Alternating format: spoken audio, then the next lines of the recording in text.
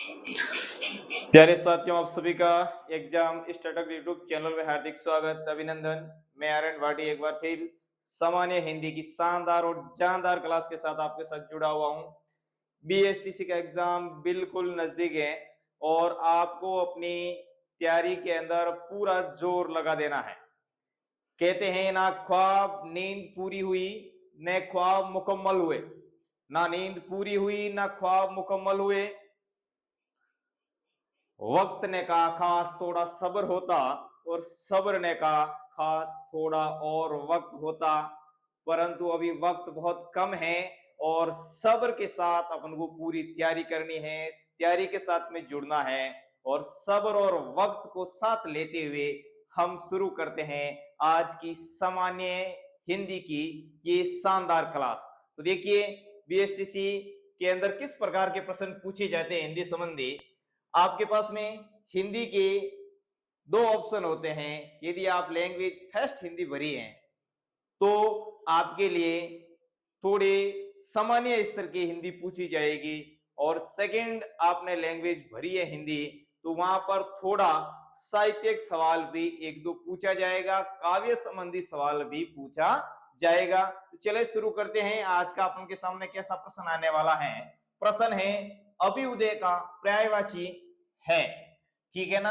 अभ्युदय का पर्यायवाची पूछा गया है पतन, उत्थान, अवनति और विनाश। तो अभ्युदय का पर्यायवाची का मतलब होता है समान अर्थ देने वाले शब्द, यानी ऐसा शब्द यहां पर अपन को बताना है जो अभ्युदय का अर्थ देने वाला होता है, अभ्युदय का ही अर्थ देता है। तो उसका ऑप्शन आपका सही हो जाएगा बी। क्या हो जाएगा? उत्थान। उत्थान यानी अग्रसर होना, विकास होना या आगे बढ़ना, ठीक है, उसे उत्थान कहते हैं। और ये पतन और अवनति, पतन और अवनति शब्द होता है, अवनति शब्द ये इनका विलोम हो जाएगा, ठीक है ना, इसका विलोम हो जाएगा। अभ्युदय का विलोम हो जाएगा पतन और अवनति, अवनति। और अवनति का यदि हम विलोम कहते हैं तो होता है उन्नति, ठीक है ना। उन्नति का विलोम होता है अवनति और अभ्युदय का विलोम यहाँ पर पतन और अवनति दोनों इसके उल्टे अर्थ देने वाले होते हैं, विपरीत अर्थ। और उत्थान इसका समानार्थी शब्द है जो समान अर्थ व्यक्त करता है। चले आगे, प्रश्न आपके सामने आने वाला है दूसरा। प्रश्न कौन सा आने वाला आपके सामने, देखो प्रश्न है निष्कपट का विलोम है, निष्कपट का विलोम पूछा गया है। तो इस प्रकार का जो प्रश्न आ जाता है तो सीधे ही आपको उत्तर तक पहुंचना है, ज्यादा समय नहीं लेना है। निष्कपट का विलोम, निष्कपट का मतलब क्या होता है? जो कपटी नहीं होता है, जो कपट नहीं करता है, धोखा नहीं करता है, छल नहीं करता है, ठीक है ना। तो इसका उल्टा हो जाएगा यहां पर कपटी। क्या हो जाएगा? कपटी। ए नंबर ऑप्शन आपका सही होने वाला है।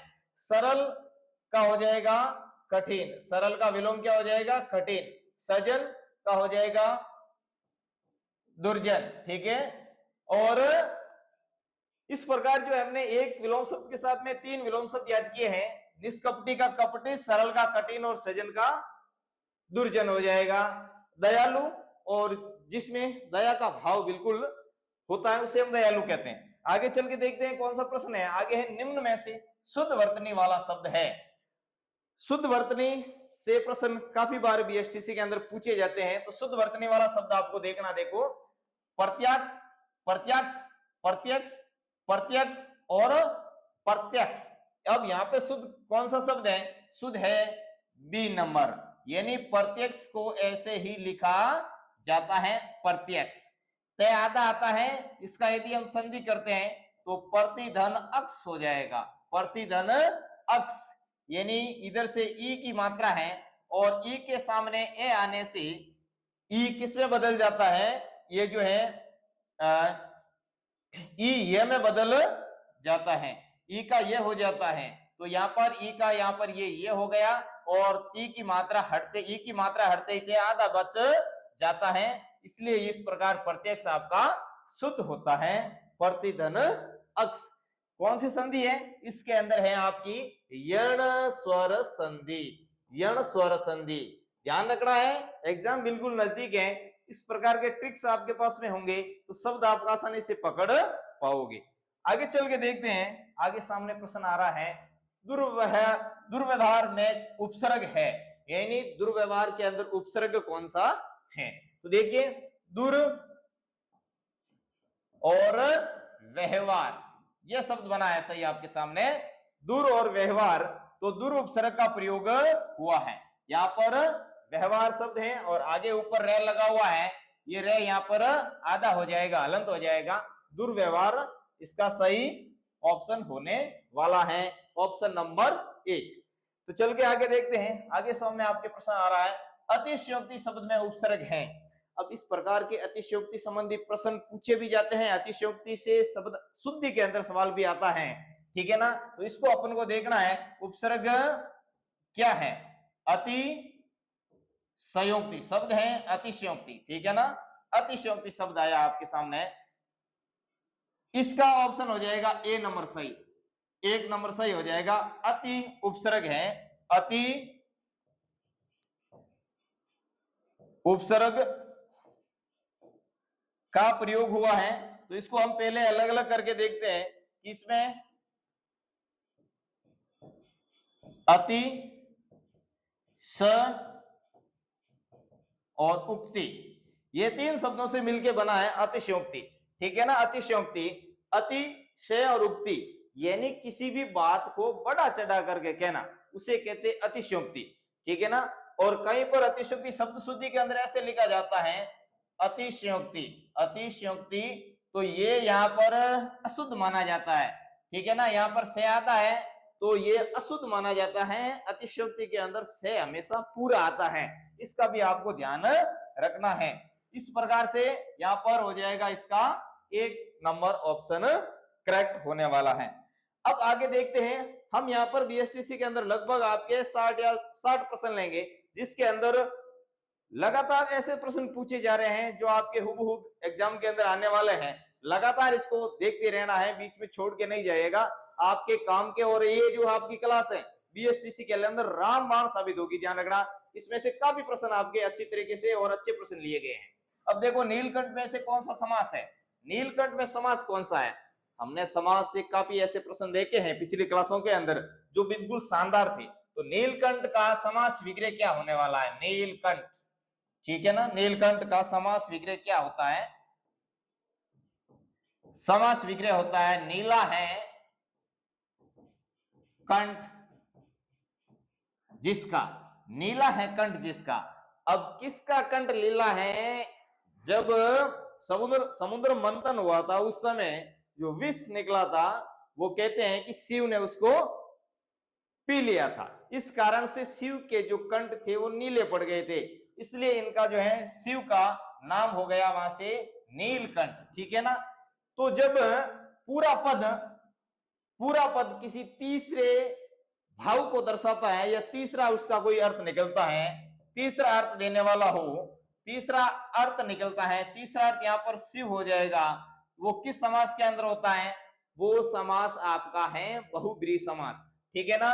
ये ऑप्शन आपका सी नंबर सही होने वाला है, सी ऑप्शन इसका सही होने वाला है। नीलकंठ है, त्रिनेत्र है, ठीक है ना। इस प्रकार जो है शिव के काफी शब्द लगभग देवताओं के नाम, और जो है देवताओं के नाम ज्यादातर आपके बहुब्रीहि समास के अंदर शामिल किए जाते हैं।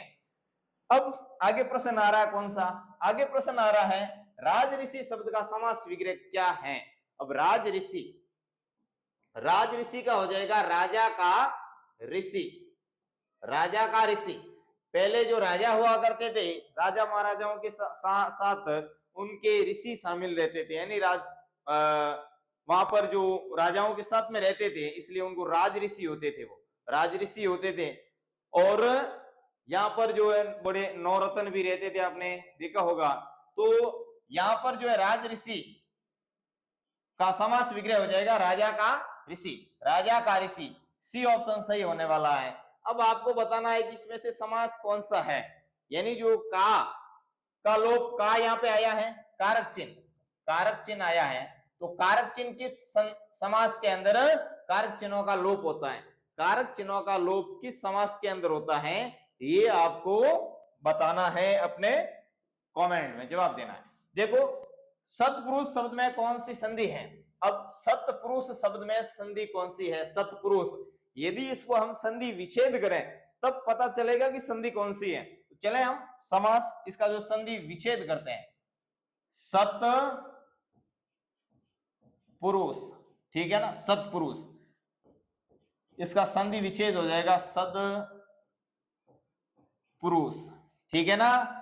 संधि का नियम है व्यंजन संधि का कि यदि सामने तय है और तय के आगे कोई यदि स्वर आ रहा है, तय के आगे स्वर आ रहा है, तो स्वर आते ही तय अपने ही वर्ग के तीसरे वर्ण में बदल जाएगा। तो इसका जो तय का तीसरा वर्ण क्या हो जाएगा, त, थ और द, तो इसका जो हो जाएगा तीसरा वर्ण द हो जाएगा। तो यहाँ पर तय का द बनते ही हो जाएगा सत धन पुरुष। और ये व्यंजन संधि का एक सुंदर सा उदाहरण आपके सामने दिया है। तो यहाँ पर सी ऑप्शन एकदम सही होने वाला है, सी ऑप्शन इसका एकदम सही है। चले आगे देखते हैं, आगे प्रश्न आ रहा है लोकहित में कौन सा समास है। फिर से पूछ लिया समास संबंधी प्रश्न, लोकहित में कौन सा समास है, लोकहित। तो चले अपन पहले क्या करते हैं, इसका समास विग्रह करते हैं। समास विग्रह करने पर इसका जो है सही अर्थ हम ले सकते हैं। लोक का हित, लोक का हित या लोगों का हित, ठीक है ना। तो यहां पर फिर हमने पिछले प्रश्न में देखा था कारक चिन्ह का लोप हुआ है, और कारक चिन्ह का लोप बार बार मैं बता रहा हूं, कारक चिन्ह का लोप आपके तत्पुरुष समास के अंदर होता है। और यहाँ पर तत्पुरुष समास एक में है एक ऑप्शन, और कौन सा तत्पुरुष है, कर्ता ने कर्म को कर्म तत्पुरुष समास है, ठीक है ना। कर्म काके, यहां पर काके की बात करें तो यहां पर हो जाएगा आपका समन तत्पुरुष समास हो जाएगा, समन, इसमें कर्ता ने कर्म को हो जाएगा, और का यहां पर समन तत्पुरुष समास का एक सुंदर उदाहरण है। आगे चल के देखते हैं, आगे सवाल आ रहा है दिव्यांग शब्द का सही अर्थ क्या है। दिव्यांग शब्द का सही अर्थ पूछा गया है, दिव्यांग, दिव्यांग शब्द का सही अर्थ पूछा गया है। अब देखो जो विकलांग व्यक्ति होते हैं उनको हम दिव्यांग कहते हैं, ठीक है। तो इसका हो जाएगा विकलांग, बी, ठीक है ना, विकलांग यानी जिसका अंग शरीर का एक अंग काम नहीं करता है, जैसे आंख, नाक, ठीक है ना, हाथ पैर, ये काम नहीं करते हैं, तो उनके लिए सरकार ने, भारत सरकार ने उनके लिए एक सम्मानजनक शब्द का प्रयोग किया है, और वो शब्द है दिव्यांग। दिव्यांग, दिव्य है अंग जिसके, दिव्यांग यानी जो अंग विकृत अंग होते हैं उसको हम दिव्यांग कहते हैं। तो दिव्यांग शब्द का अर्थ यहां पर है विकलांग। आगे देखते हैं, आगे शब्द आ रहा है आपका एक वाक्य, वाक्यांश के लिए एक शब्द से संबंधित प्रश्न आ रहा है। प्रश्न है जो परोपकार करता हो के लिए शब्द क्या है, यानी जो परोपकार करता है उसके लिए उसे एक शब्द में क्या कहते हैं। जो परोपकार करता है उसके लिए शब्द आता है परोपकारी, ठीक है ना। बी, परोपकार करने वाला, दूसरों का उपकार करने वाला, दूसरों को भला करने वाला, दूसरों के लिए उपकार करने वाला, उसे परोपकारी कहते हैं। उपकारी, दूसरों के ऊपर उपकार करता उसे उपकारी कहते हैं, और दूसरों का हित साधने वाले को कहते हैं परहितकारी, ठीक है ना। अब आगे आपके सामने प्रश्न आ रहा है, वे इतना थक गया है कि चल नहीं सका, ये वाक्य है। अब वाक्य संबंधी प्रश्न आया है, तो इसमें कौन सा वाक्य आपका आने वाला, देखो हमने वाक्य संबंधी के बहुत सारे प्रश्न लिए हैं। तो यहाँ पर वाक्य पहला है सरल वाक्य ऑप्शन, मिश्र, संयुक्त और अज्ञार्थक वाक्य, ठीक है ना। तो ये जो तीनों ही है रचनात्मक वाक्य, रचना के आधार पर जो है वाक्य के अंग आपके तीन भेद बताए गए यहाँ पर। तो हमने यहाँ पर पहचान बताई है कि जो, सो, ठीक है ना। इस प्रकार के यदि शब्द से आश्रित वाक्य शुरू हो रहा है, आश्रित उपवाक्य शुरू होता है, तो वहां पर हमेशा ही मिश्र वाक्य होता है, ठीक है ना। बी ऑप्शन आपका बिल्कुल सही होने वाला है। सरल वाक्य के अंदर संयुक्त वाक्य में कौन सा होने वाला है, संयुक्त वाक्य में या, और, अथवा, ठीक है ना, इस प्रकार के योजक चिन्ह आपके जुड़े हुए होंगे, तो वाक्य होगा हमेशा संयुक्त वाक्य। अब प्रश्न आ रहा आगे, यदि वर्षा होगी तो फसल अच्छी होगी, वाक्य कौन सा है? यदि फसल अच्छी होगी, देखो यदि वर्षा होगी तो फसल अच्छी होगी। अब इसमें संभावना वाचक वाक्य है, आज्ञावाचक वाक्य है, शर्तवाचक है, विधानवाचक वाक्य है। विधानवाचक वाक्य हमेशा सीधे और सिंपल सरल होते हैं, ठीक है। अब यहाँ पर यदि वर्षा होगी तो फसल अच्छी होगी, वर्षा होगी तब फसल अच्छी होगी, ये क्या है? संभावना व्यक्त की जा रही है। संभावना व्यक्त करना, यहाँ पर संभावना वाचक वाक्य हो जाएगा, ठीक है ना। अर्थ के आधार पर वाक्य के भेद होते हैं 8, तो अर्थ के आधार पर ये जो है वाक्य होने वाला है संभावना वाचक वाक्य, संभावना वाचक वाक्य। तो आगे प्रश्न आ रहा है आपके सामने फिर से कि दूध का दूध और पानी का पानी करना, इसमें जो है सही अर्थ इसका क्या होने वाला है? दूध का दूध और पानी का पानी करना लोकोक्ति है, इसका अर्थ सही क्या होने वाला है? दूध का दूध है, दूध अलग करना नहीं, गलत। न्याय करना ये भी नहीं। इसमें जो है पानी मिलाना और झगड़ा करना। अब देख लो इसमें कौन सा सही होने वाला है? सही है न्याय करना, बी, ठीक है ना। बी ऑप्शन इसका बिल्कुल सही होने वाला है, दूध का दूध और पानी का पानी करना, अर्थात एकदम सही न्याय करना। आगे चल के देखते हैं आसमान सिर पर उठाना का अर्थ क्या है? आसमान सिर पे उठाना, अब ये तो थोड़ी हो सकता है कि आसमान को सिर पे उठा के खड़ा है, इसका कोई ना कोई एक अर्थ निकलेगा। अर्थ क्या है? आकाश दिखाना, देखना, गलत। शोर मचाना, ऊंचा उठाना या चिल्लाना, यहाँ पर है आसमान सिर पे उठाना अर्थात शोर मचाना। अब कहते हैं ना, गुरुजी कहते हैं क्लास के अंदर की आसमान को क्यों ऊपर उठा के रखे हो, या अपनी मम्मा या जो माता जी कहते हैं कि घर को ऊपर उठा के रख लिया आपने, सिर पे उठा के रख लिया है, अर्थात वो सिर पे थोड़ी उठाता है, उनका मतलब वो क्या करता है? शोर शराबा करता है, तो इसका अर्थ हो जाएगा शोर मचाना। अब आगे आपके सामने जो प्रश्न आ रहा है, अनुशासनहीन शब्द का में प्रत्यय क्या है? यानी शब्द आ रहा है अनुशासनहीन, अनुशासनहीन शब्द के अंदर प्रत्यय पूछा है अनुशासनहीन। तो यहां पर यदि हम इसको अनु अर्थ को अलग अलग करें तो अनु शासन और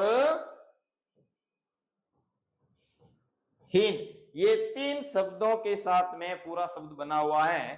तो अनु यहां पर शब्द के आगे जुड़ा हुआ है, इसलिए ये हो जाएगा इसका उपसर्ग, ठीक है ना। शब्द के आगे लगा हुआ है इसलिए उपसर्ग हो जाएगा, और शब्द के पीछे जुड़ा हुआ है तो ये प्रत्यय हो जाएगा।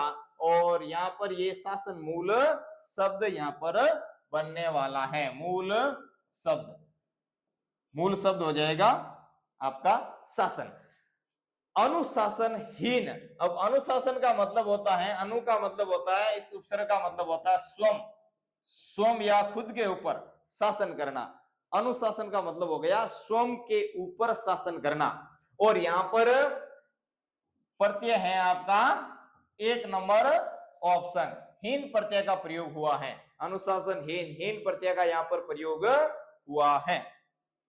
आगे चल के देखते हैं, आगे सवाल आया है संधि संबंधी। तो संधि संबंधी सवाल को कैसे हल करेंगे अपन, देखो स्वर्ग धन आलय के अंदर कौन सी संधि है, ठीक है। इसका जो है संधि तो यहाँ पर करके दे दी आपको यहाँ पर इसका संधि विच्छेद तो करके दे दिया, आपको संधि करनी है वापस, ठीक है। देखो अब इसका सही अर्थ क्या होने वाला है?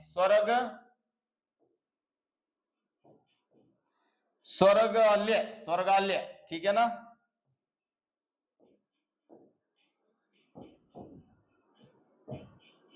स्वर्ग धन आलय, अब स्वर्ग किसका घर? कोई नहीं, कौन नहीं चाहता है कि मेरा घर स्वर्ग में हो, स्वर्ग में बहुत सारी सुविधाएं मिलती हैं, तो स्वर्ग में घर कौन नहीं चाहता है। आलय का मतलब होता है घर, आलय का मतलब क्या होता है? घर। अब यहां पर देखिए इसको, यदि अपन स्वर्ग यहां से अ आया है और इधर से आ आया है, तो यहाँ आवरण आया है, इधर से अवर्ण आया है, ठीक है ना। ये रे की मात्रा आपको ध्यान नहीं रखना, इसका ये बिल्कुल ऊपर है, रपर रहे है। यहाँ पर जो है घ के साथ में कौन सा स्वर मिला हुआ है? ए स्वर मिला हुआ है, इधर से आ जाए, ए और आ मिलकर के क्या बन रहा है? आ बन रहा है। तो यहाँ पर जो है इसको हम सही लिखें तो क्या हो जाएगा? स्वर्ग आलय हो जाएगा। क्या हो जाएगा? स्वर्ग आलय। यानी यहाँ पर जो है ए और आ मिलकर के ये जो ए किस में मिल जाएगा? ग के साथ में मिल जाएगा, आ की मात्रा, और स्वर्गालय हो जाएगा। तो ये जो है आपका 1 नंबर ऑप्शन यहाँ पे सही होने वाला है। स्वर्गालय, स्वर्ग में है जिसका घर उसे कहते हैं स्वर्गालय। आगे चल के देखते हैं, आगे प्रश्न आ रहा है अशुद्ध वाक्य चुनना है। आगे शब्द आ रहा अशुद्ध वाक्य का चुनाव करना है। तो अशुद्ध वाक्य क्या है, वाक्य को पढ़ने पर पता चलेगा। वे बाजार जा रहे हैं, बिल्कुल सही वाक्य है, वे बाजार जा रहे हैं। यहाँ पर बहुवचन है और क्रिया भी बहुवचन के अनुसार प्रयुक्त हुई है। वे खेल रही है, वे खेल रही है, बिल्कुल ये भी ठीक है वाक्य। तुम पुस्तक पढ़ते हैं, अब यहाँ पर ये वाक्य गलत हो गया। देखो, तुम पुस्तक पढ़ते हो, शब्द क्या सही होगा, वाक्य सही क्या होगा, तुम पुस्तक पढ़ते हो। यहाँ पर पुस्तक पढ़ता है, तो यहाँ पर तो एक वचन के अनुसार प्रयोग हुआ है, एक वचन के अनुसार क्रिया का प्रयोग हुआ है, जबकि यहाँ पर जो है बहुवचन है, तुम सर्वनाम है और बहुवचन है, ठीक है ना, सर्वनाम भी है और साथ में बहुवचन भी है। मैं घर जा रहा हूं, मैं एक वचन है, ठीक है ना, मैं घर जा रहा हूं, बिल्कुल यहाँ पर ये वाक्य भी सही है।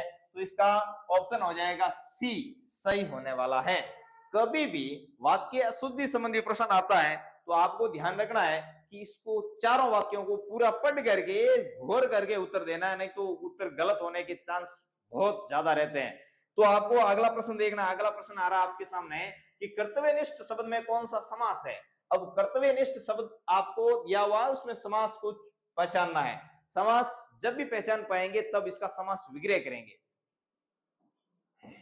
कर्तव्य परनिष्ठ, कर्तव्य परनिष्ठ, ठीक है ना, कर्तव्य परनिष्ठ। अब पर उपसर्ग आया है, पर, ठीक है, में पे पर अधिकरण के अंदर, ठीक है ना, अधिकरण तत्पुरुष हो जाएगा, इसमें हो जाएगा अधिकरण, अधिकरण तत्पुरुष समास, अधिकरण तत्पुरुष समास आ रहा है, बहुत शानदार उदाहरण। तो यहाँ पर जो है हो जाएगा इसका 1 नंबर ऑप्शन बिल्कुल सही होने वाला है। आगे चल के देखते हैं निरूपाय शब्द में उपसर्ग कौन सा है, निरूपाय शब्द में उपसर्ग कौन सा है, शब्द आ रहा है निर्धन उपाय, निर्धन उपाय, ठीक है ना।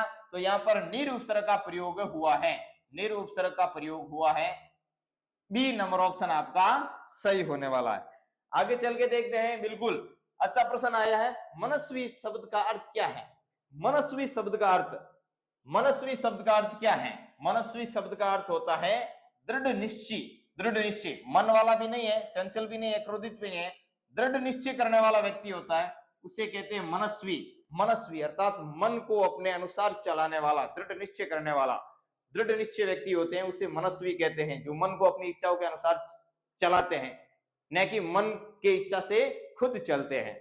आगे चल के देखते हैं, आगे प्रश्न आ रहा है अप्रत्याशित शब्द में उपसर्ग कौन सा है। अब यदि उसको उपसर्ग शब्द के आगे लगा होता है तो यहाँ पर अप्रत्याशित शब्द आया है, अप्रत्याशित, ठीक है ना। अब यहाँ पर देखो ए अलग है और प्रत्याशित शब्द अलग है, ठीक है ना। तो ए ऑप्शन यहां पर सही हो जाएगा, पीछे शब्द भी बचना चाहिए, पीछे शब्द भी होना चाहिए, तब आप प्रत्यय और उपसर्ग को अलग अलग कर सकते हो, पीछे शब्द भी आपका सही होना चाहिए। आगे कौन सा आ रहा है, आगे देखो गुरु उपदेश का संधि रूप क्या होने वाला है। गुरु उपदेश बहुत अच्छा प्रश्न है। गुरु उपदेश, गुरु देखो गुरु धन उपदेश, परंतु यहां पर जो है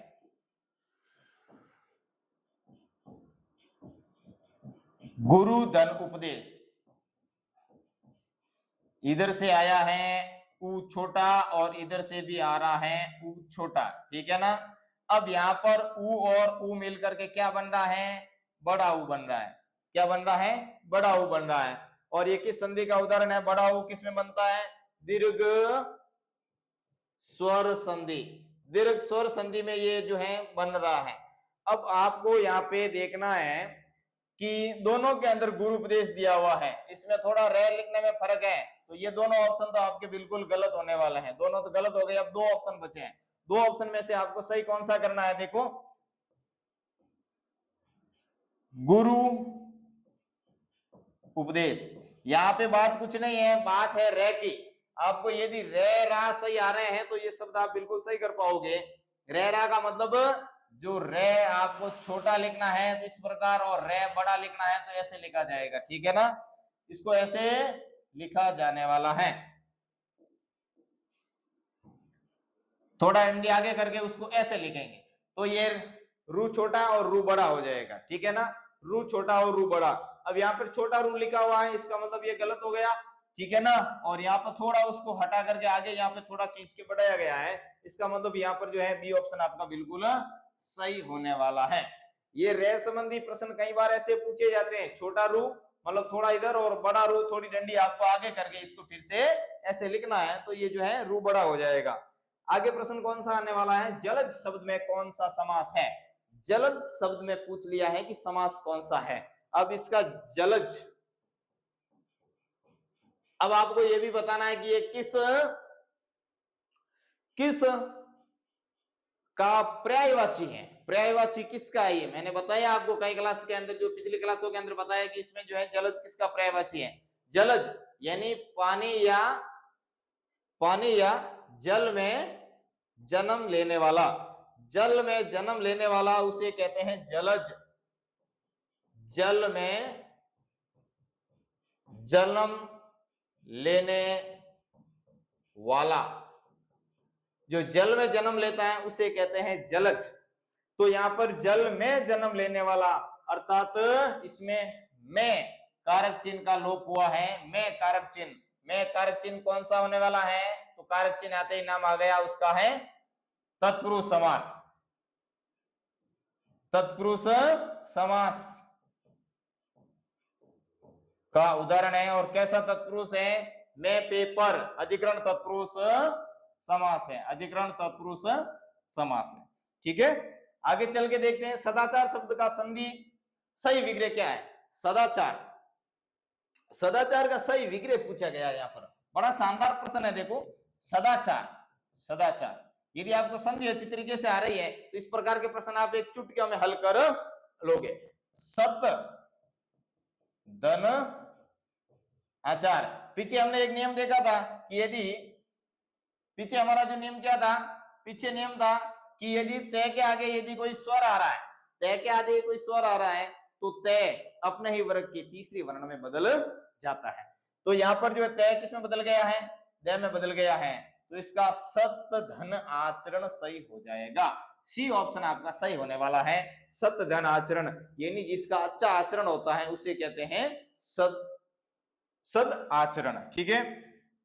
आगे प्रश्न आया, आगे प्रश्न आ रहा आपके सामने गद्यांश से संबंधित, यानी गद्यांश पूछा गया है, गद्यांश को अच्छे तरीके से पढ़ करके उसका उत्तर आपको देना है। तो देखिए इसमें जो है सही उत्तर क्या आने वाला आपका, पहले इसको गद्यांश को पढ़ते हैं कि समय का सदुपयोग ही सफलता की कुंजी है। समय का सदुपयोग करना ही सफलता की कुंजी है। जो व्यक्ति समय का महत्व समझता है वह जीवन में कभी पीछे नहीं रहता है।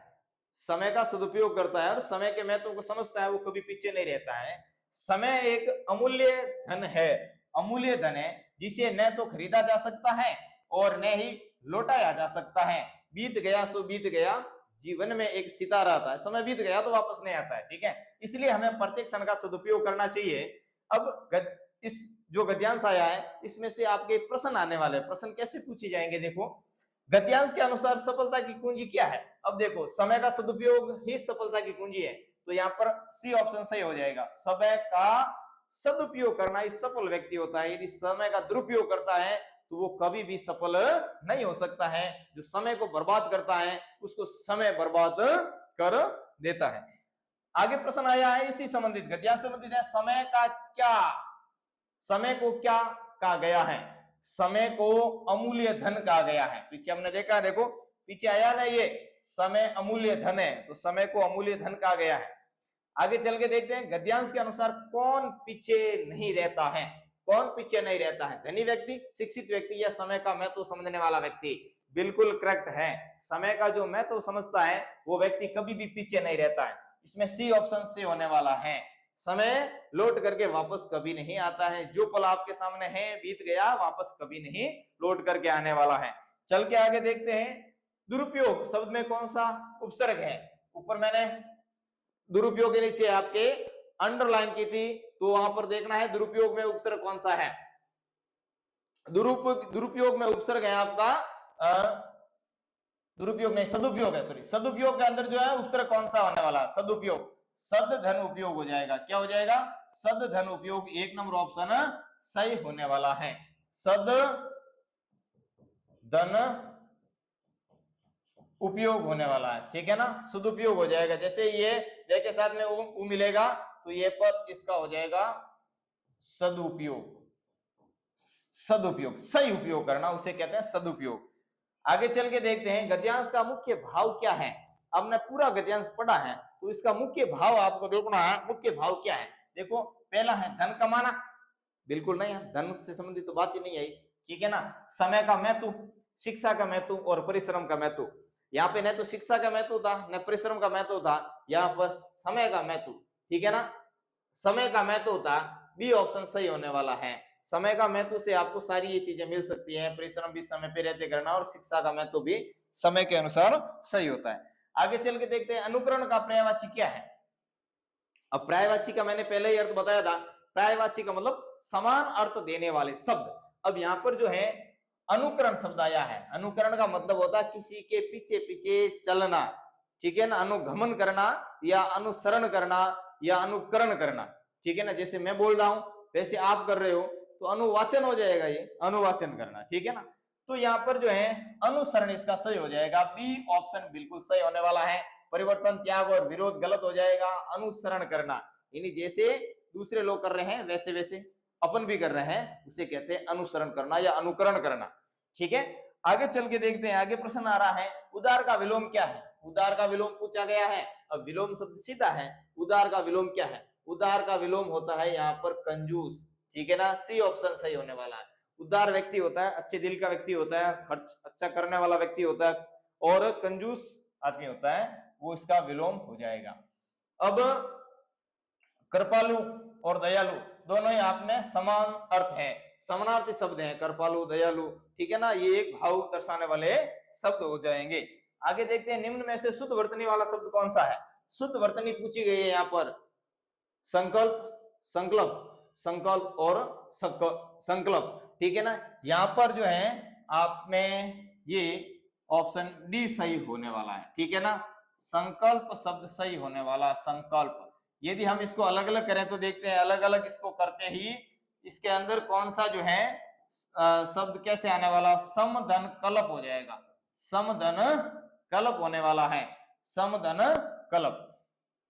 ये इसका नियम होता है कि आप पे जो आगे यदि क्या आता है तो ये जो है ऊपर अनुस्वर लगा होता है, ये किस में बदल जाएगा, में बदल जाएगा, संकल्प हो जाएगा। अब देखिए यदि इसी बात करते हैं, अनुस्वर की बात करते हैं, जैसे कंठ शब्द लिखा हुआ है, जैसे अपन लिखते हैं पंप शब्द लिखा हुआ है, और यहाँ पर अपन जो है इस प्रकार के शब्द देखते हैं, यहाँ पर पंच शब्द लिखा हुआ है, ठीक है ना। इस प्रकार के शब्दों के ऊपर भी थोड़ा गौर करना है कि ये जो ऊपर अनुस्वर लगा हुआ है ये क्या दर्शाता है। अब देखो इस प्रकार के जो शब्द होते हैं इसमें ये जो है अनुस्वर क्या दर्शाता है कि जो सामने यानी आगे वाला जो वर्ण होगा या आगे वाला वर्ण है, इन आगे वाले वर्ण का अंतिम वर्ण यहाँ पर आएगा, ठीक है ना, अंतिम वर्ण। तो ट ठ ड ढ ण, तो इसका क्या हो जाएगा, कंठ। ऐसे भी लिखा जाता है कंठ, और कंठ को ऐसे भी लिख सकते हैं कंठ, ठीक है ना। पंप, इसको मैं भी याद आएगा, प फ ब ब मैं, यानी इसका पंचम वर्ण यहाँ पर आएगा मैं, तो इसको हम ऐसे भी लिख सकते हैं। ये हिंदी के अंदर थोड़ा नवीनीकरण हुआ है, यानी उसमें जो है कुछ शब्द ऐसे लिखे होते हैं जिसमें बात जो है इस प्रकार से भी इसको लिख सकते हैं, संशोधन हुआ है कह सकते हैं इसको।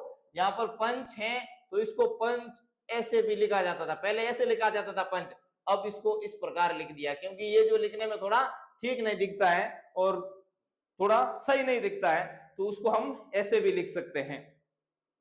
चले आगे, आपके सामने कौन सा प्रश्न आने वाला है।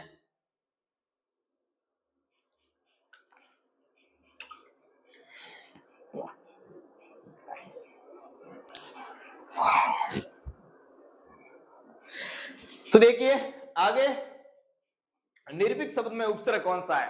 बिल्कुल आराम से रिलैक्स होकर के देखना क्लास को, और ज्यादा एग्जाम नजदीक है तो बर्डन नहीं लेना है, ठीक है ना। ऐसे नहीं ये एग्जाम बिल्कुल नजदीक है, हाथों सहित नहीं होना है, आराम से आपको क्लास देखनी है। और यहाँ पे मैं 100% आपको विश्वास दिला सकता हूं कि हिंदी से कोई भी प्रश्न आपका आउट ऑफ या इस प्रकार के प्रश्न हाँ, इसके साइड समास संधि ये आपको ट्रिक ऐसी बता दी है जो आसानी से आप उस शब्द तक पहुंच सकते हो। और हिंदी के 50 प्रश्न आते हैं बीएसटीसी के अंदर, एक भी आपका गलत नहीं होने वाला है, ये बिल्कुल मैं विश्वास के साथ आपको कह सकता हूं।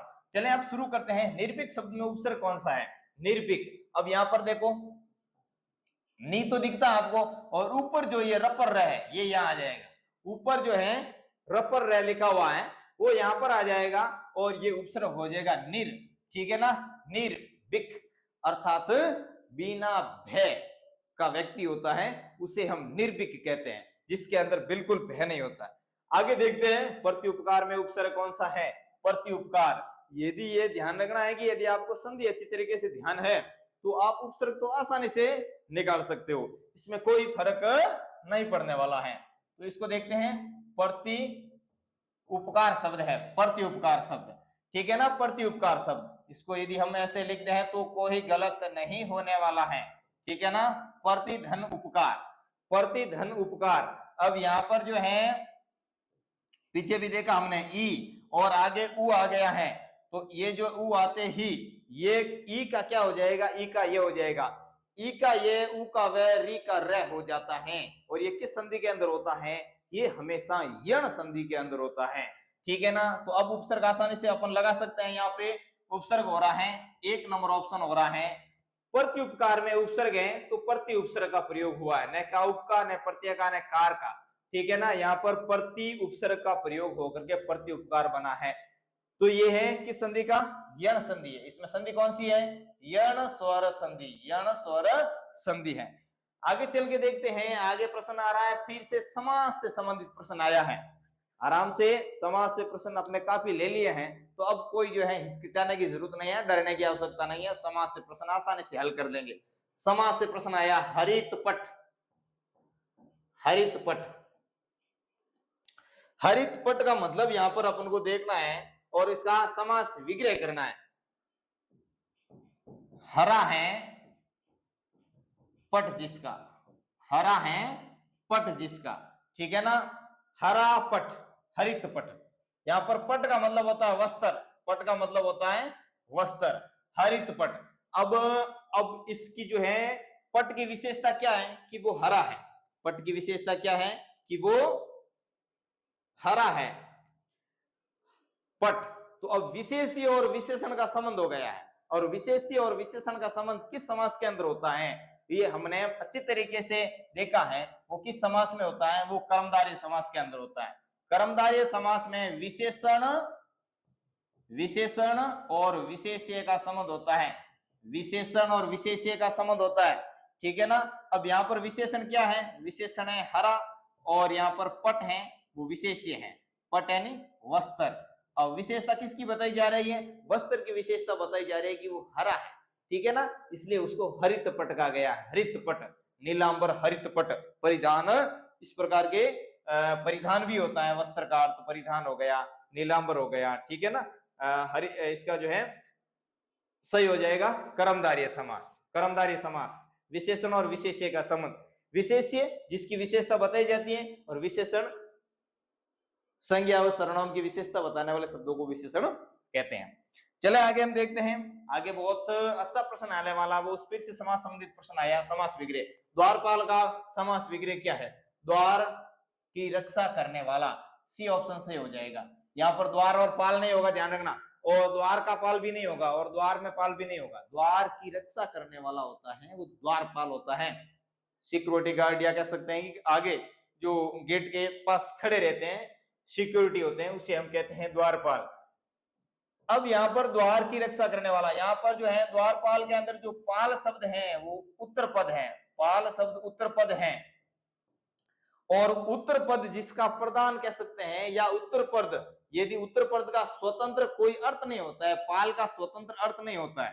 ठीक है ना, पाल का स्वतंत्र अर्थ नहीं होता, जैसे ही द्वार शब्द जुड़ते हैं उसका अर्थ बन जाता है।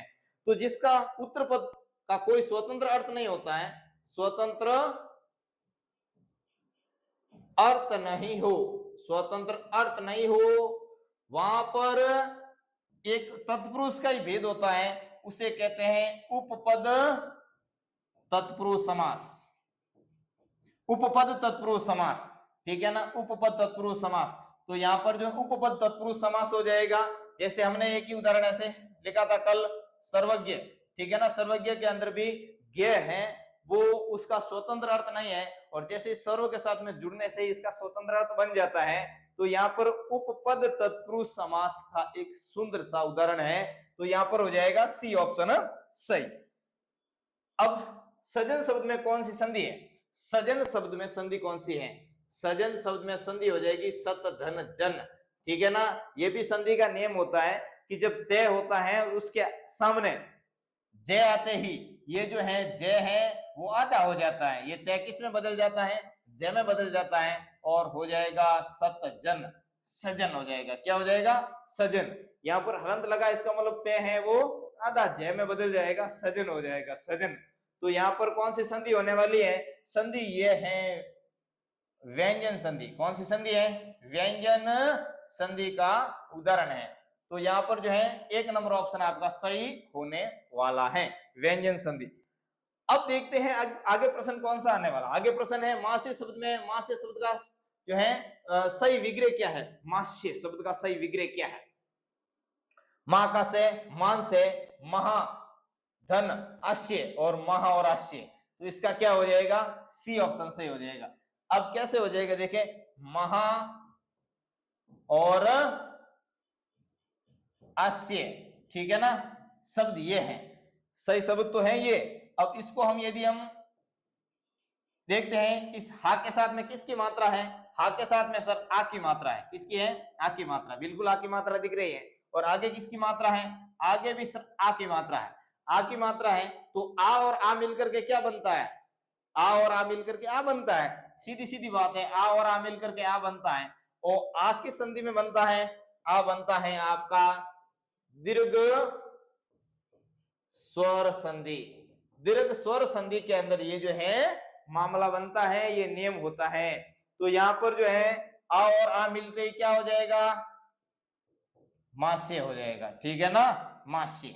या आ की मात्रा किस में मिल जाएगी? हा में मिल जाएगी, और मास्य हो जाएगा। तो ये मास्य का हो जाएगा महाधन अश्य, ठीक है ना। आगे देखते हैं, गज धन आनंद का संधि रूप क्या है? गज धन आनंद सीधे सीधा है गजानंद, ठीक है ना, गज धन आनंद। यहां पर है अ और इधर से आ रहा है आ, तो ए और आ मिलकर के क्या बन रहा है? ए और आ मिलकर के यहां पर भी आई बन रहा है, ठीक है ना। तो क्या हो जाएगा? गजानन, गजानन, ठीक है ना, गजानंद, रिधि सीधी पधारो गजानंद। तो यहाँ पर जो है गजानंद आ बन रहा है। तो यहाँ पर ये जो है एक नंबर ऑप्शन आपका सही होने वाला है, और ये भी दीर्घ स्वर संधि का उदाहरण है। गजनन, आनंद का मतलब होता है मुख, आनंद का मतलब होता है मुख, अर्थात जिसका मुख गज के समान हो। गज यानी हाथी, ठीक है ना, जिसका मुख हाथी के समान हो। तो हाथी जैसा मुख किसका है? गणेश जी का है, ठीक है ना, गणेश जी का। तो गणेश जी का पर्यायवाची क्या हो जाएगा? गजानन हो जाएगा, ठीक है ना, गजानन। इसको भी आपको ध्यान में रखना है। आगे चल के देखते हैं, आगे प्रश्न आ रहा है आपके सामने। जो सत्य बोलता हो उसके लिए एक शब्द है, जो सत्य बोलता हो उसके लिए एक शब्द है, वक्ता, ज्ञानी, कर्तृत्व और सत्यवादी। बिल्कुल सही है, सत्यवादी। जो सत्य बोलता है उसे सत्यवादी कहते हैं। जो बोलता है, जो बोलने का कार्य करता है, या जो एंकरिंग करता है, उसे हम वक्ता कहते हैं। क्या कहते हैं? वक्ता। और ज्ञानी, जिसके पास ज्ञान होता है। और जो लिखने का काम करता है, कर्तृत्व करता है, अर्थात कुछ ना कुछ एक्टिविटी करता है, उसे कर्तृत्व कहते हैं। जो सत्य बोलता है उसे सत्यवादी कहते हैं। आगे चल के देखते हैं, 42 नंबर प्रश्न आ रहा है आपके सामने, बहुत ही शानदार। उसने मुझे पुस्तक दी, वाक्य में मुझे है, ये से प्रश्न पूछे जाते हैं, ध्यान रख लेना। यहां पर उसने मुझे पुस्तक दी। अब देखो यहां पर जो वाक्य है उसको पहले समझना है। वाक्य क्या लिखा हुआ है कि उसने मुझे पुस्तक दी, ठीक है ना, ये आपके सामने वाक्य है। अब यहां पर जो है उसने क्या हो जाएगा? कर्ता। काम कौन कर रहा है? उसने कर रहा है, उसने कर्ता, ये कर्ता हो जाएगा। अब कार्य का प्रभाव किसके ऊपर पड़ रहा है? कार्य का प्रभाव हो जाएगा आपके पुस्तक के ऊपर पड़ रहा है, तो पुस्तक हो जाएगी कर्म। और यहाँ पर देना क्या हो जाएगी? देना इसमें क्रिया हो जाएगी, ठीक है ना, देना क्रिया हो जाएगी। और अब यहाँ पर एक सहायक कर्म भी है, मुझे, ये भी कर्म है, ठीक है ना। इसका मतलब यहाँ पर जो वाक्य है वो है संयुक्त कर्म के अंदर। यहाँ पर जो है वाक्य कैसा हो जाएगा, संयुक्त कर्म हो जाएगा, इसके अंदर संयुक्त कर्म है, दो कर्म एक साथ में होता है, द्विकर्मक वाक्य है। कैसा है, द्विकर्मक वाक्य। तो यहाँ पर पूछा गया है कि उसने मुझे, वाक्य में मुझे क्या है, ये मुझे शब्द क्या है, मुझे शब्द इसमें कर्म है, क्या है, कर्म, यानी क्रिया का प्रभाव दोनों के ऊपर पड़ रहा है, सीधा कर्ता के ऊपर नहीं पढ़ करके पुस्तक और इसके ऊपर पड़ रहा है, मुझ पर पड़ रहा है। तो यहाँ पर दो कर्म हो गए, द्विकर्मक वाक्य हो गया, संयुक्त कर्म नहीं हो गए, यहाँ पर जो है द्विकर्मक वाक्य, द्विकर्मक वाक्य बन रहा है, ठीक है ना, द्विकर्मक। तो आपका बी ऑप्शन यहाँ पर बिल्कुल सही होने वाला, मुझे क्या है, वो कर्म है। आगे चल के देखते हैं, वे कल कहाँ यहाँ आए थे, यहाँ पर वाक्य है, वे कल यहाँ आए थे, वाक्य कैसा है, आए थे। अब यहाँ पर जो है आए थे अर्थात भविष्य भूतकाल के बारे में बात हो रही है, ठीक है ना, भूतकाल, यहाँ पर सी ऑप्शन से होने वाला है। वर्तमान स्थिति की बात होती है तो वहां पर वर्तमान काल होता है, और यदि भविष्य की बात होती है तो भविष्यत काल होता है, यानी आने वाले समय के बारे में बात होती है, आने वाले समय के बारे में बात होती है तो भविष्य काल, और यदि पिछला समय जो समय बीत गया है उसके बारे में बात होती है तो हमेशा जो है सी ऑप्शन, भूतकाल संबंधी बात होती है, तो यहाँ पर जो है भूतकाल हो जाएगा, वे कल आए थे अर्थात बीते हुए समय के बारे में बात हो रही है, तो यहाँ पर सी ऑप्शन सही हो जाएगा इसका। आगे देखते हैं, नाक में दम करना, नाक में दम करना, यहाँ पर नाक में दम करना शब्द का अर्थ, यहाँ पर जो है इस वाक्य का अर्थ पूछा गया है, इस जो है मुहावरे का अर्थ पूछा गया है, नाक में दम करना, तो इसका अर्थ होता है सांस लेना, बिल्कुल नहीं, दम घुटना भी नहीं है, डर जाना भी नहीं है, परेशान करना, बी ऑप्शन सही होने वाला है। जैसे गर्मी ने नाक में दम कर दिया है, तो यहाँ पर जो है परेशान करना हो जाएगा, ठीक है ना, बी ऑप्शन आपका बिल्कुल सही होने वाला है। यहाँ पर 45 नंबर जो प्रश्न आया है कि आ बैल मुझे मार, आ बैल मुझे मार कहावत का अर्थ क्या है, आ बैल मुझे मार, आपने कहीं कहीं ऐसे वीडियोस देखे होंगे जहां पर बैल को रोटी खिलाते वक्त, या बैल खड़ा है और उसको चोट मारते हैं, डंडा मारते हैं और बैल आके उसको मार देता है, कहावत कई बार सिद्ध होती है। तो इसका मतलब मुसीबत को बिना बुलाए मोल ले लेना, मुसीबत को मोल लेना ना, स्वयं मुसीबत मोल लेना, बी ऑप्शन आपका बिल्कुल सही होने वाला है। बैल को बुलाना भी नहीं होगा, सांस दिखाना बिल्कुल नहीं, लड़ाई करना तो बिल्कुल नहीं, और स्वयं मुसीबत मोल लेना इसका सही अर्थ हो जाएगा। अब देखते हैं अगला प्रश्न आ रहा है, अनुपस्थित, अनुपस्थित में उपसर्ग कौन सा है, अनु और उपस्थित, ठीक है ना, अनु उपसर्ग का प्रयोग हुआ है, तो यहाँ पर अनु उपसर्ग है, एक नंबर ऑप्शन सही आने वाला। आगे देखते हैं, विद्यार्थी शब्द में प्रत्यय कौन सा है, विद्यार्थी शब्द, विद्यार्थी को अलग करके देखते हैं, विद्या धन अर्थी, विद्या धन अर्थी। अब अर्थी का मतलब यहां होता है प्राप्त करना, यानी किसी भी चीज को प्राप्त करना, अर्थी, विद्या को प्राप्त करने वाला होता है विद्यार्थी, विद्या को प्राप्त करने वाला विद्यार्थी। तो यहां पर जो है संधि भी चर्चा कर लेते हैं, ए और ए मिलकर के आ बन रहा है, और आ की संधि में बन रहा है, दीर्घ स्वर संधि में बन रहा है, तो यहाँ पर दीर्घ स्वर संधि का एक उदाहरण भी आपके सामने है, एक नंबर ऑप्शन है आपका प्रत्यय। यहाँ पर प्रत्यय पूछा गया, यहाँ पर प्रत्यय पूछा गया, उपसर्ग पूछे, उपसर्ग नहीं पूछा, यहाँ पर क्या पूछा है, प्रत्यय पूछा, ध्यान रखना, यहाँ पर सी ऑप्शन सही हो जाएगा, अर्थी, अर्थी का मतलब यहाँ पर प्राप्त करना होता है, विद्या शब्द है और अर्थी इसके अंदर क्या लगा हुआ है, प्रत्यय लगा हुआ है। आगे चल के देखते हैं, जन कल्याण में कौन सा समास है, जन कल्याण, जन कल्याण, जन के लिए कल्याण या जन का कल्याण हो जाएगा, इसका समास विग्रह क्या हो जाएगा, जन का कल्याण, तत्पुरुष समास हो जाएगा, एक नंबर ऑप्शन सही होने वाला। आगे देखते हैं, पिता में शब्द में, पिता में शब्द का अर्थ क्या है, पिता में शब्द का अर्थ पूछा गया है, विश्व में पिता में का नाम तो सुना होगा आपने, तो यहाँ पर पिता में शब्द का अर्थ पूछा गया है, तो यहाँ पर इसका सही अर्थ हो जाएगा सी ऑप्शन, दादा, पितामह का अर्थ क्या हो जाएगा, दादा, विषम सबके दादा, जितने भी वहां पर व्यक्ति थे उन सब व्यक्तियों के दादा थे, यानी पूर्वज थे, पितामह थे, इसलिए उनका नाम इसका विषम पितामह, विषम पितामह।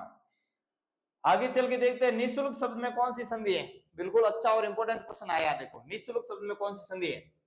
अब निःशुल्क शब्द के अंदर संधि पूछिए, यहां पर देखो निःशुल्क शब्द के अंदर संधि पूछी है, तो यहाँ पर जो है विसर्ग लगा हुआ है, आसानी से अपन पता लगा सकते हैं कि इसमें संधि कौन सी है, विसर्ग संधि है, ठीक है ना, विसर्ग संधि है। परंतु यहाँ पर क्या होता है कि जब स और स ये हैं और इससे पहले यदि कोई विसर्ग आता है तो विसर्ग वैसे के वैसे रहता है, यानी विसर्ग ऐसे भी रह सकता है, और यदि इसको इस सामने आगे मिलाते हैं इस के अंदर तो अब निःशुल्क इस प्रकार से भी लिखा जाता है, ठीक है। और पहले ऐसे भी लिखा जाता था, ने विसर्ग शुल्क, ठीक है ना।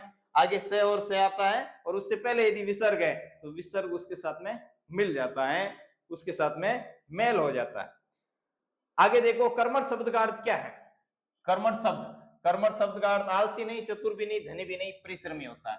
बी ऑप्शन सही होने वाला है। कर्मठ का मतलब होता है परिश्रम, कर्म करने वाला परिश्रमी व्यक्ति, उसे कहते हैं कर्मठ। आगे चल के देखते हैं 54 नंबर प्रश्न आ रहा है, जिसका कोई शत्रु न हो उसके लिए एक शब्द है, वेरी इंपोर्टेंट है, वेरी इंपोर्टेंट है। कई बार एग्जाम में एज इट इज पूछा गया है, तो आपको उसको अच्छी तरीके से ध्यान रखते हुए देखना है। देखो, जिसका कोई शत्रु ना हो उसे कहते हैं आजाद शत्रु, सी ऑप्शन सही है, आजाद शत्रु। जिसका कोई शत्रु ना हो उसे कहते हैं आजाद शत्रु। अब देखो यहां पर है अजय, जिसे जीता ना जा सके, जिसे जीता ना जा सके उसे क्या कहते हैं, अजय कहते हैं। जिसे ने जीता ना जा सके उसे अजय कहते हैं। आजन्मा शब्द का अर्थ क्या होता है, आजन्मा वाक्यांश के लिए जिसका जन्म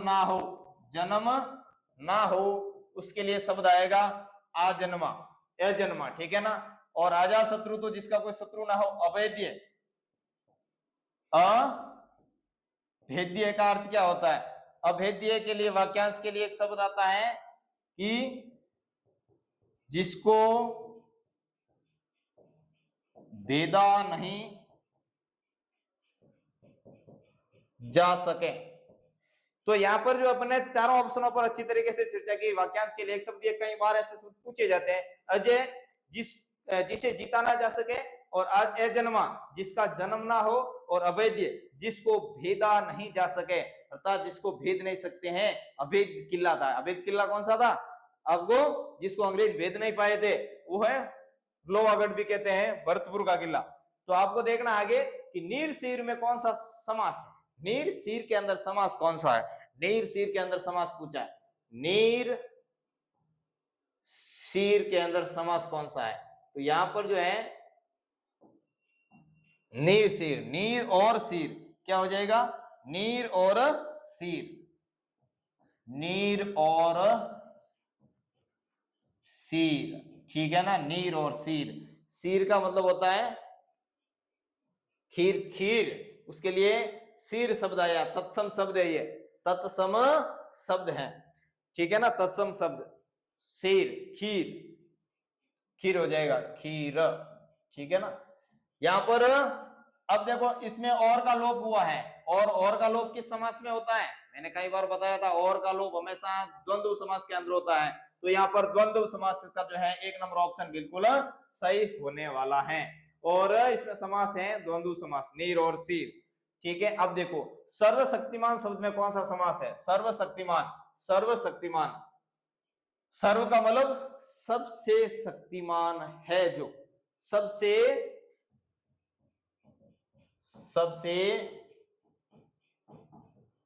शक्तिमान है जो, ठीक है ना। अब सबसे शक्तिमान कौन है, इसका तीसरा अर्थ दिया जा रहा है, तीसरा अर्थ क्या हो जाएगा, या कह सकते हैं कि ईश्वर, ठीक है ना, या भगवान या ईश्वर, उनके लिए शब्द आता है सर्वशक्तिमान। तो यहाँ पर जो है तीसरा अर्थ दे रहा है, तीसरा अर्थ देते ये शब्द किस में चला जाएगा, यहाँ पर जो है सर्वशक्तिमान के अंदर बहुब्रीहि समास होने वाला है। आगे चल के देखते हैं अधोलिखित शब्द में उपसर्ग कौन सा है, अधोलिखित शब्द में उपसर्ग पूछा गया है। अब अधोलिखित शब्द के अंदर उपसर्ग आपका पूछा गया है, अधोलिखित में उपसर्ग कौन सा है, देखो यहां पर शब्द है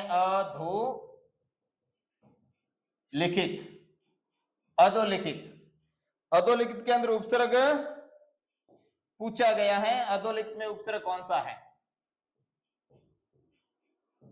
अध, ठीक है ना, और लिखित हो जाएगा सही इसका शब्द का, ये शब्द हो जाएगा इसका सही, अधोलिखित, अधलिखित। ये पर विसर्ग में आगे ये आते ही किसमें बदल जाएगा? ओ में बदल जाता है। तो यहाँ पर इसका एक नंबर ऑप्शन सही हो जाएगा, अधोलिखित का उपसर्ग हो जाएगा अधोलिखित। और यदि हम इसको ऐसे लिखे तो इसका अध हो जाएगा, अधलिखित, ठीक है ना। आगे देखते हैं स्वाधीन शब्द का अर्थ है। अब स्वाधीन शब्द का अर्थ पूछा गया है। स्वाधीन शब्द का अर्थ, स्वाधीन का मतलब होता है खुद के अधीन, दूसरों पर निर्भर, बिल्कुल नहीं, गलत हो जाएगा। परतंत्र तो इसका अर्थ होगा ही नहीं और शक्तिशाली भी नहीं होगा। तो इसका जो सही अर्थ क्या होने वाला है? सही अर्थ होने वाला है आपका स्वतंत्र। स्वाधीन का, अब देखो स्वाधीन, स्वाधीन का होता है पराधीन, विलोम, विलोम भी आपको साथ में याद करना है। स्वाधीन का अर्थ होता है पराधीन, विलोम होता है पराधीन, और स्वतंत्र का विलोम होता है परतंत्र। परतंत्र ये एग्जाम में कई बार पूछा जाता है। स्वाधीन का पराधीन, स्वतंत्र का परतंत्र, और जो है आजादी का विलोम हो जाएगा गुलामी। आजादी का विलोम क्या हो जाएगा? गुलामी। उसी प्रकार से जन्म का विलोम क्या होता है? जन्म का होता है मृत्यु। और जीवन का विलोम क्या होता है? ये ध्यान रखना, जीवन का विलोम होता है मरण। तो ये आपको ध्यान रखना है। साथ में विलोम भी पूछा है, पढ़ा हमने, और शब्द का अर्थ भी लिया है। तो स्वाधीन से हमने काफी जो है अच्छे प्रश्न बन रहे हैं। स्वाधीन, पराधीन, स्वतंत्र, परतंत्र, आजादी का गुलामी, जन्म का मृत्यु, और जीवन का मरण, जीवन का मरण होता है। तो ये जो है इसका स्वतंत्र का अर्थ हो जाएगा, स्वाधीन का स्वतंत्र अर्थ हो जाएगा, ठीक है। आगे चल के देखते हैं सूर्य उदय शब्द का सही विग्रह क्या है। सूर्य उदय शब्द का सही विग्रह क्या है? अब देखो, सूर्य विसर्ग उदय, ठीक है ना, सूर्य उदय, इसका हो जाएगा, यहाँ पर विग्रह पूछा गया है। सूर्य का उदय, सूर्य और उदय, सूर्य से उदय और सूर्य में उदय, यहाँ पर हो जाएगा सूर्य का उदय हो जाएगा, बी ऑप्शन सही हो जाएगा। तत्पुरुष समास का एक उदाहरण है। आगे देखते हैं बहुवचन रूप लिखिए। अब बहुवचन रूप चुनना है, बहुवचन रूप चुनना है आपको। यहां से लड़की शब्द है, इसका बहुवचन क्या हो जाएगा? बहुवचन हो जाएगा लड़कियों, ठीक है। नियम क्या होता है कि इकारांत वाले शब्दों को जैसे ही बहुवचन बनाते हैं तो बड़ी जो ई होती है वो किस में बदल जाती है? छोटी ई में बदल जाती है, इसकी मात्रा छोटी हो जाती है। बहुवचन बनते ही ये इसकी मात्रा छोटी हो जाएगी। जैसे नदी है तो हो जाएगा नदियों, ठीक है ना। इस प्रकार से शब्द मात्रा उसकी छोटी हो जाती है, लघु हो जाती है, ठीक है ना। तो इसका हो जाएगा बी ऑप्शन बिल्कुल सही। आगे चल के देखते हैं। आगे आपके सामने जो प्रश्न आ रहा है 59वां प्रश्न है कि वह पढ़ रहा है, वाक्यांश में क्रिया का प्रकार क्या है? वह पढ़ रहा है, वाक्यांश में क्रिया का प्रकार पूछा गया है। अब देखो, वह पढ़ रहा है, अब ट्रिक से लेते हैं इसका उत्तर। तो वह पढ़ रहा है, वह क्या पढ़ रहा है, ठीक है ना, वह क्या कर रहा है? पढ़ रहा है। यहां पर देखो, यहां पर जो है वह है कर्ता, ठीक है, और पढ़ना इसमें क्या है? पढ़ना क्रिया है, और रहना ये भी क्रिया है, ठीक है ना। यहाँ पर दोनों ही क्रिया है, ठीक है ना। पढ़ रहा है, यहाँ पर संयुक्त क्रिया है, दोनों क्रिया एक साथ हो रही है, संयुक्त क्रिया है, और वह यहाँ पर करता है। तो यहाँ पर पूछा गया है कि अकर्मक एक, सकर्मक एक, संयुक्त है। तो यहाँ पर है संयुक्त वाक्य, संयुक्त क्रिया है। कैसी है? संयुक्त क्रिया है। दो क्रिया एक साथ हो रही है, दो क्रिया, पढ़ना और रहना, दोनों क्रिया एक साथ हो रही है। तो यहाँ पर हो जाएगी जो है संयुक्त क्रिया, यहाँ पर संयुक्त क्रिया हो जाएगी। तो सी ऑप्शन आपका बिल्कुल सही होने वाला है। तो क्रिया हमने कई प्रकार से अच्छी तरीके से इसको पढ़ा भी है। दुर्लभ शब्द में विसर्ग कौन सा है? दुर्लभ शब्द में जो प्रश्न आया 60 नंबर प्रश्न है कि दुर्लभ शब्द में उपसर्ग कौन सा है? दुर्लभ शब्द है दूर और लब, ठीक है ना, दूर और लब। इसको यदि हम वापस लिखे तो हो जाएगा दुर्लभ, ठीक है। इसमें उपसर्ग कौन सा है? उपसर्ग आ रहा है 1 नंबर ऑप्शन आपका ए नंबर सही होने वाला है। और यहाँ पर ये तीनों ऑप्शन आपका गलत हो जाएगा।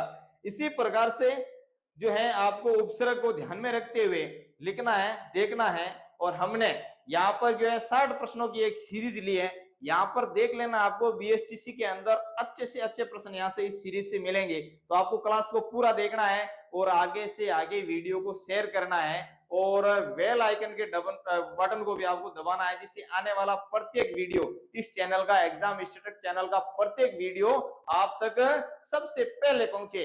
और चैनल को सब्सक्राइब भी कर देना, जिसे आपको तुरंत सूचना मिल जाएगी कि ये चैनल पे वीडियो आया है। तो हम बहुत अच्छी तरीके से प्रयास कर रहे हैं कि आपको ज्यादा से ज्यादा हिंदी के जितने भी प्रश्न हम ले सकते हैं, अच्छे इंपोर्टेंट प्रश्न लेकर के आपको प्रश्न बैंक से सॉल्व करवाएंगे अगले वीडियो के लिए। तब तक आप बने रहें। धन्यवाद।